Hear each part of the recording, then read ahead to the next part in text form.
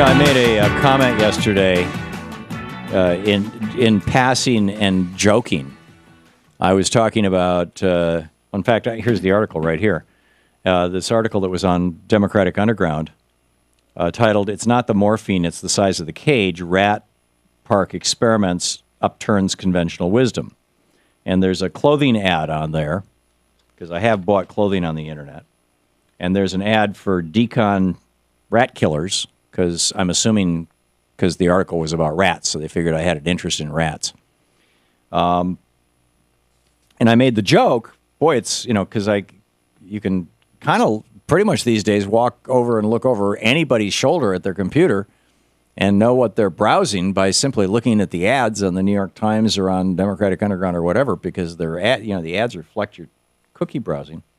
And I made the joke, I said, boy, it's a good thing I haven't been browsing porn on the internet. This is a front page story in today's Financial Times. And I find this troubling and interesting.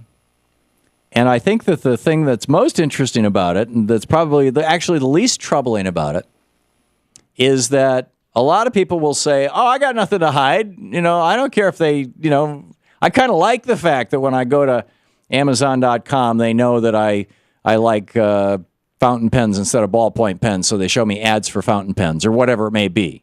By the way, I actually prefer those little skinny felt tip ones, but whatever. You get my point. Some people like the fact that they're being tracked and that they're constantly seeing ads for the kinds of things that they might want to buy, and that when they go to shopping sites, they get the recommended go to the vitamin website that you normally buy your vitamins from, and sure enough, there's your vitamin C or your CoQ10 or whatever it may be. But here's the headline: visits to porn sites tracked by hundreds of companies. Hundreds of companies. Now, I can understand where a porn company, and keep in mind, about a third of all the traffic on the internet, I've seen statistics as low as 10%, as high as 50%, but I think the most reliable numbers are somewhere between 20 and 30% of all the traffic on the internet is porn. People watching porn, or downloading porn, or I guess for some people uploading porn. Okay. So you can see where the companies who are involved in this might want to keep track of it.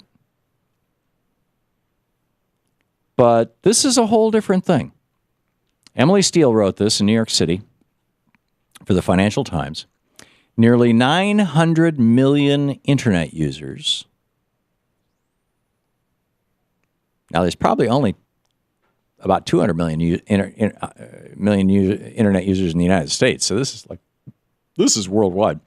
Nearly 900 million, that's almost a billion internet users were tracked by hundreds of third-party internet and advertising companies when they visited pornographic sites this summer, according to Ghostery, a company that monitors online tracking. The tracking details can include information about the URL of the site, how long a person stays on the site, and how many clicks they make there. Now, here's where it gets really interesting. You would think that sexyvideos.com or whatever, just to make up the name. It probably exists. If you could think of it, it probably exists. But whatever. You'd think that some, porn site would want to know if you were somebody who liked to watch porn. But your credit card company might deny you a credit card because you watch porn. Listen to this.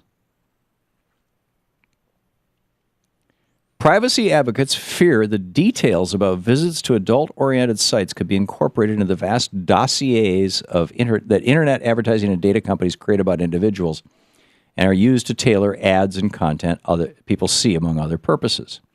Porn sites are estimated to make up at least 15% of the internet. A credit card company, for instance, could choose not to target ads to a person who frequently visits porn sites, judging them to be a higher-risk customer. A gambling operation, meanwhile, could target ads to people who spend more hours visiting adult sites, considering them to have more addictive tendencies. While some companies said that browsing behavior from adult-oriented sites is not used to determine what ads people see, several internet and advertising companies' privacy policies do not explicitly bar the practice. Now, where it gets really interesting to me is it says pornography dominates the web. About a quarter of online searches, 68 million a day, are for porn. Those sites increasingly are relying on advertising to make money. 85% are advertising supported. It's fascinating stuff.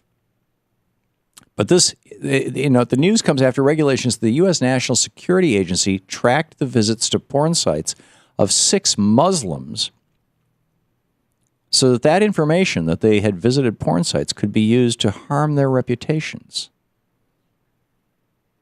According to a document provided to the Huffington Post by Edward Snowden, the NSA whistleblower. So, I guess the good news here is that a lot of the people who make policy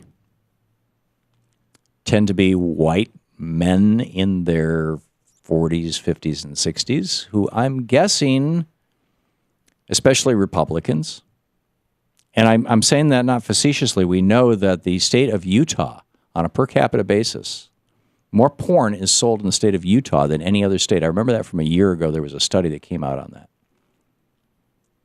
And it was old white guys. Old Mormon white guys, mostly. So could it be that those guys are going to start going, oh, wait a minute. Maybe there is something to this internet privacy thing. Maybe we should put some limits on, what these companies are tracking and how they're watching everything we do. And maybe Ed Snowden is right. And because of porn, it's because of porn that so much good video is happening on the internet. Porn sites develop a lot of the technology. Because of porn, we might get some internet privacy. What do you think?